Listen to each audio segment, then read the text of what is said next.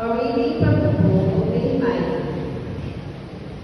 Ezra the priest wrote the law before the assembly, which consisted of men, women, and those children old enough to understand.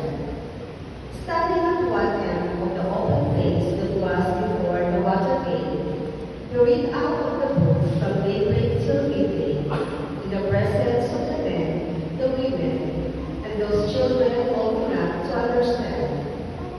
And all the people listened attentively to the book of the law. Ezra the scribe stood on a wooden platform that had been made for the occasion. He opened the scroll so that all the people might see it, for he was standing higher up than any of the people. And as he opened it, all the people rose. Ezra blessed the Lord, the great man, and all the people, their hands raised high, answered, Amen, Amen.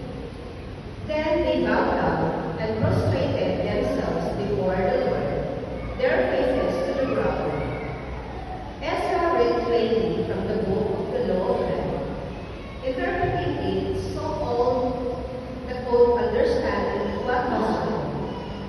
Then Nehemiah, that is His Excellency, and Ezra the priest scribe, and the Levites who were instructing the people, said to all the people, Today is holy to the Lord your God. Do not be sad and do not weep, for all the people were weeping as they heard the words of the Lord. He said further, Go, eat rich foods and drink sweet drinks, and allot portions to those who had nothing prepared. For today is holy to our Lord. Do not be saddened this day, for rejoicing in the Lord must be your strength. The word of the Lord.